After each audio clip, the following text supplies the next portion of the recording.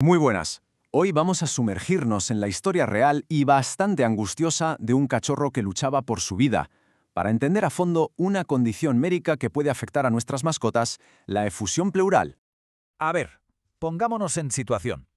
¿Qué ocurre en el cuerpo de un animal tan pequeño, de apenas mes y medio, cuando de repente le cuesta horrores algo tan básico como coger aire? Pues esta es nuestra protagonista, una cachorrita de labrador que llega a la clínica veterinaria con una dificultad respiratoria tremenda. Fijaos en la postura, sentada, con el cuello estirado hacia adelante, es lo que se conoce como postura ortopneica. Es un intento desesperado, instintivo, de abrir las vías respiratorias para poder coger un poquito de aire. Aquí tenemos nuestra hoja de ruta.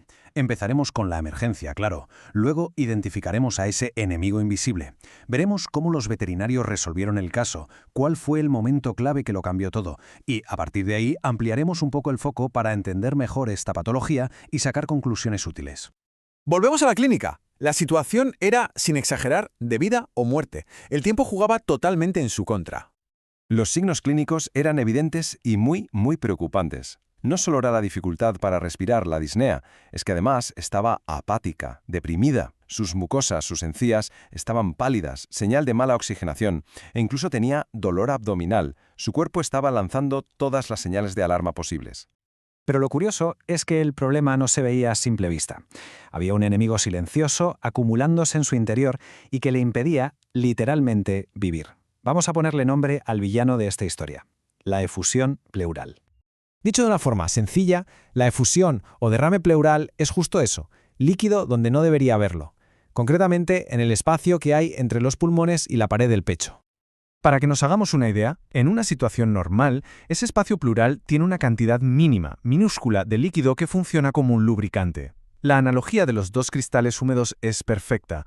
Permite que los pulmones se hinchen y se deshinchen suavemente, sin rozar con nada.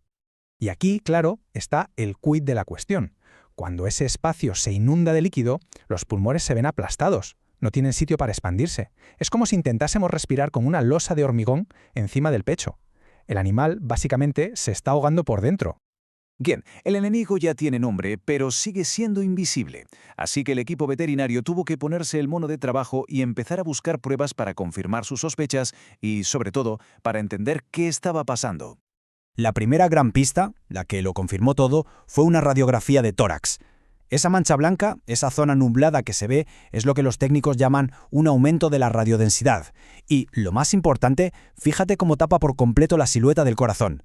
Eso solo puede significar una cosa: había una cantidad de líquido brutal ahí dentro. El análisis de sangre dio más pistas. Y vaya pistas. El recuento de glóbulos blancos estaba disparado, pero disparado de verdad, más de 4 veces por encima del límite. Esto gritaba infección o inflamación severa. Y por si fuera poco, los glóbulos rojos y la hemoglobina estaban bajos, lo que indicaba que también tenía anemia. Y para rematar, la ecografía. La eco es una herramienta fantástica en estos casos, porque te permite ver el líquido en tiempo real sin ser invasiva. Confirmó lo que ya sabían y, crucialmente, les ayudó a saber exactamente dónde pinchar para el siguiente paso, el que les salvaría la vida. Llegamos al momento decisivo de la historia. Con todas las pruebas sobre la mesa, el equipo se preparó para un procedimiento delicado que era a la vez la única esperanza para la cachorra. Esto es fundamental entenderlo. El procedimiento, que se llama toracocentesis, tiene un doble objetivo. Por un lado es diagnóstico. Sacas una muestra de líquido, la analizas y descubres el origen del problema. Pero por otro lado, y en este caso era lo más urgente, es terapéutico. Al sacar el líquido, liberas la presión de los pulmones de forma inmediata.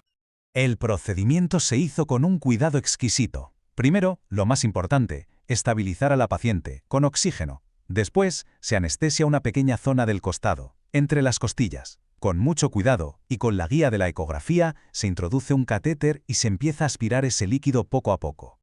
Y ahora, atención al dato, porque es realmente impactante. De esta cachorrita, que pesaba apenas 3,2 kilos, se extrajeron 300 mililitros de líquido. 300. Para que nos hagamos una idea, es casi una lata de refresco entera. Una auténtica barbaridad para un cuerpo tan pequeño. Vale, la cachorra está a salvo por el momento. Pero la gran pregunta sigue en el aire: ¿de dónde ha salido todo ese líquido? Y para entenderlo, hay que saber que la efusión pleural no es la enfermedad en sí, sino el síntoma de que algo más está pasando. Analizar el líquido es clave para el diagnóstico. A grandes rasgos se divide en dos tipos. Por un lado está el trasudado, que es un líquido más clarito, más acuoso y suele estar causado por problemas de presión, por ejemplo, en una insuficiencia cardíaca. Y por otro, el exudado, que es más denso, con más proteínas y células y que normalmente apunta a una inflamación o una infección. Y aquí es donde se ve la complejidad del asunto. La lista de posibles causas es larguísima. Puede ser un problema de corazón, un golpe, un tumor, una infección bacteriana muy grave, un problema en los vasos linfáticos. Cada una de estas causas necesita un tratamiento completamente distinto. Pero volvamos con nuestra pequeña protagonista, porque después de todo este proceso, su historia nos deja un mensaje muy potente sobre la importancia de actuar a tiempo. Pues sí, la historia acaba bien. Una vez que se drenó todo ese líquido que la oprimía y con el tratamiento de soporte con antibióticos y antiinflamatorios, la recuperación fue espectacular. Las radiografías de control no dejaban lugar a dudas, el tórax estaba limpio y los pulmones volvían a expandirse con normalidad. ¡Una maravilla! Y esto nos lleva a la lección más importante, las señales a las que hay que estar alerta. Una respiración que de repente es más rápida o forzada, una tos que no se va, ver que el animal no quiere tumbarse y prefiere estar sentado con el cuello estirado, son signos que jamás hay que pasar por alto. Al final, la historia de esta cachorrita nos demuestra una cosa. La detección precoz lo es todo. Saber reconocer estas señales y acudir al veterinario sin dudarlo puede ser literalmente lo que marque la diferencia entre un susto y una tragedia. Una lección vital para cualquiera que comparta su vida con un animal.